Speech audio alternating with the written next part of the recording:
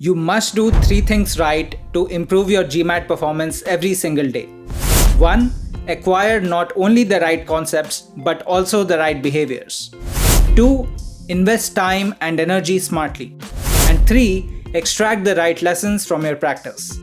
In 9 minutes, I will show you how to do this on GMAT Quant with pointed and practical examples.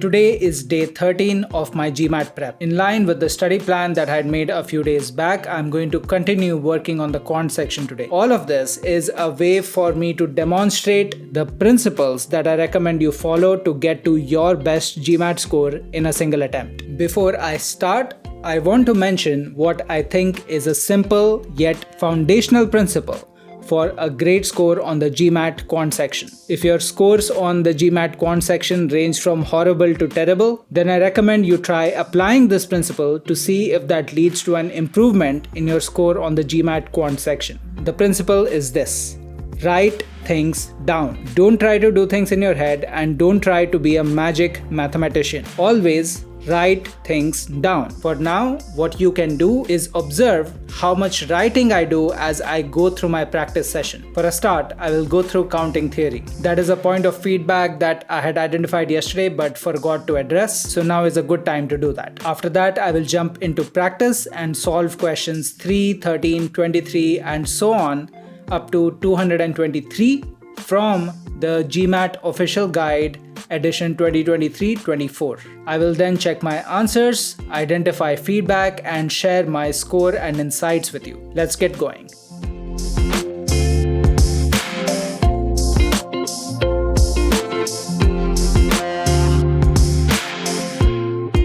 Alright, so that was about 90 minutes in total. For the first 53 minutes or so, I was just solving quant problems. 22 questions to be exact. In the 20 minutes after, I checked my answers against the answer key and then reattempted the problems that I had answered incorrectly the first time around. Then I spent another 25 minutes or so going through the solutions to the questions that I had answered correctly. To be clear, what I mean by that is I was literally reading through the solutions of those questions in the GMAT official guide. The intention there is to identify if I could have done something better in my approach to solving those problems, even though I did end up with the right answer eventually. Let me highlight this point because this is important. If I answer a question wrong despite trying it a couple of times during a practice session, I just make a note of the question number. I do not look at its solution. In fact, I try to purge that question out of my memory entirely. My plan is to return to that question in the future to give it another 1 or 2 tries. I will look at the solution only if I am able to eventually answer the question correctly, or only after I have been unable to answer it right despite 3 to 4 attempts. Let's talk about my performance on this practice set. As I mentioned, about 53 minutes in total, 23 questions attempted. I got 3 questions wrong, and there were 2 questions out of those 22 where I got stuck a little bit, but I eventually answered those questions right. I did end up spending extra time on those 2 questions, so that's not a good thing at all. Of the 3 questions that I answered incorrectly the first time around, I reattempted all of them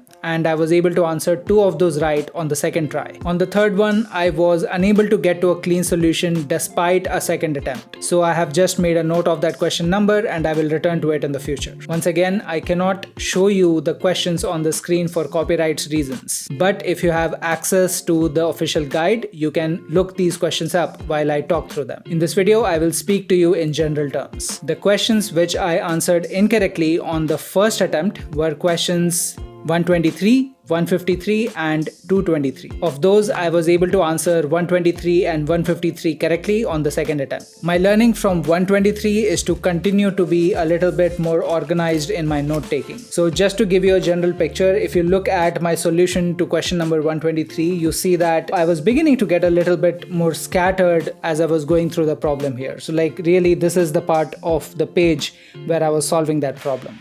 Just for comparison, if you look at how I approached the same problem during my reattempt, you see that I was a little bit more organized. So for example, I was actually numbering different pieces of information to make sure that I'd captured everything from the question. Part of this goes down to the mindset of being willing to use your scratch pad a little more liberally. As I was saying at the start of this video, write things down. But of course, that is not enough. You need to write things down a certain way. You cannot be shy with using your scratch pad because that might lead to mistakes when you're trying to search for information that you captured from the question. In addition to not using space well, I also made another trivial mistake on this question. When I was listing values of an expression that looked like 1 plus 4p, where p is an integer, I should have listed values such as 5, 9, 13 and so on. Instead, I ended up listing values such as 4, 8 and so on. This kind of error is very easy to recognize in hindsight, but when you are in the flow of solving a problem, it is very easy to be distracted and not realize that you're going down the wrong path. Then coming to question number 153, this was more of a misread on my part. A part of the problem required me to calculate a count with certain constraints imposed. I misread that the listed constraints applied in 2 situations instead of just 1 situation. Finally, coming to question number 223, as you can see, this is my rough work here from the first attempt and this is my rough work from the second attempt. I was unable to solve this problem on both attempts, and a part of it is because it is very mentally involved. I think I can solve it eventually, but today I just keep getting a little bit frustrated and running out of patience every time I start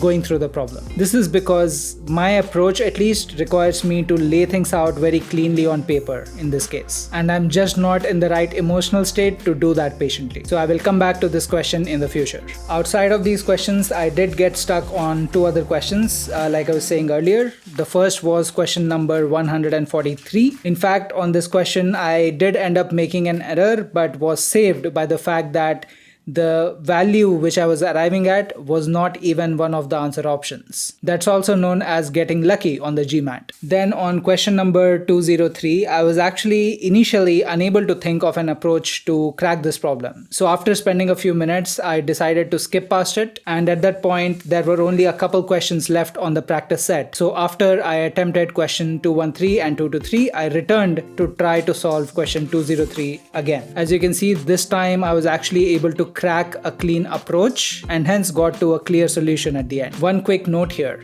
If this was the GMAT exam, question 203 for me would be the best example of the kind of question that I would want to bookmark. That will enable me to return to it at a later point. If you are not aware, you should know that bookmarks is a new feature of the GMAT Focus Edition. As a result, I have never used it on a live GMAT test myself because the last time I gave the GMAT, it was a different format. Hence, as you see me go through this prep, you are actually also seeing me develop a strategy for how I want to use the bookmarks feature on the final GMAT exam. Lastly, I want to touch upon a couple learnings from the questions that I answered right. Both on questions 143 and 163, the official guide's proposed solution involves a bunch of arithmetic. Effectively, it is asking you to substitute a bunch of numbers and calculate things out. The alternative for both these questions would be to use equalities or inequalities to solve through the respective questions. That would actually be a more elegant approach. In my experience, people who are bad at equalities and inequalities tend to also be bad at calculations. As a result, doing a bunch of calculations on a question may not be the most optimal path to get to a solution. For example, on question 163, if you go by the official guide's solution,